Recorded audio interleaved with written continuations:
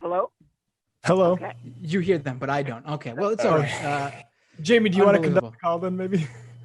What? You can hear the caller, right? Yeah. Okay. Are you, and you know this caller?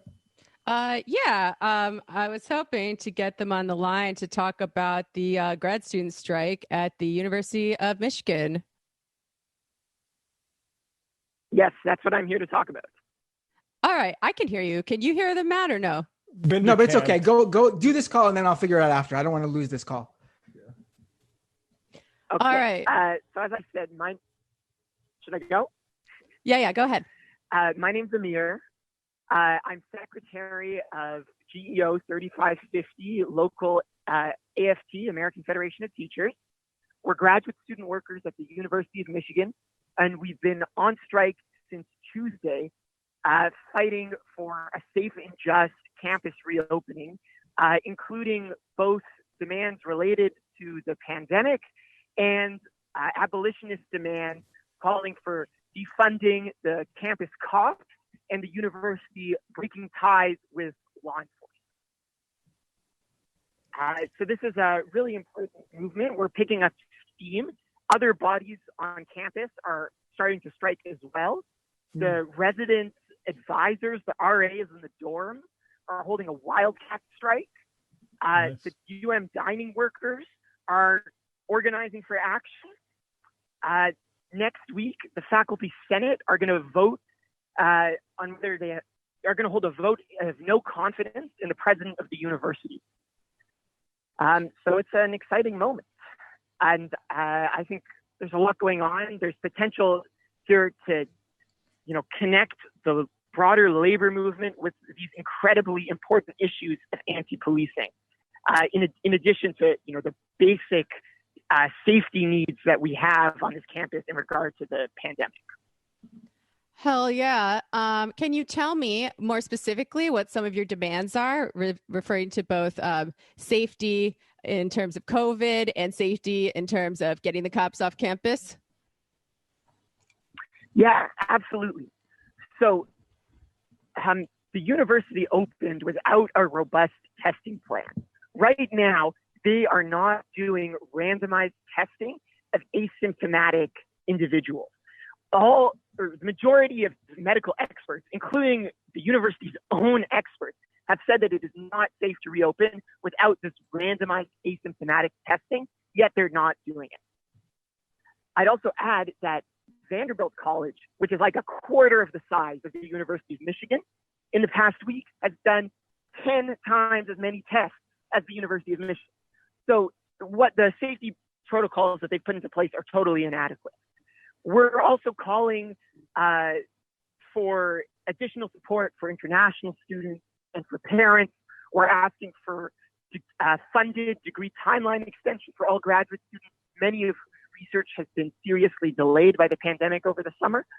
And as I mentioned, we're calling for a 50% reduction of budget for the campus cops and breaking ties with the Ann Arbor Police Department and ICE.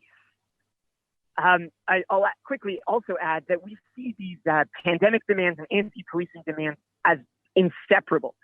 The university has made the connection really clear because in this moment where there are national uprisings against police racism and violence all over this country, rather than cutting ties with law enforcement as comparable institutions like the University of Minnesota have done, the University of Michigan is actually expanding cooperation with law enforcement in a perverse attempt to enforce social distancing in the community. Additionally, everybody's aware that both the pandemic and racist policing disproportionately affect the most vulnerable among us, especially people of color. Word. I also understand from a friend of the show, David Dayan's reporting at the American Prospect, that this is the first big university strike action of the COVID era. So congrats on that.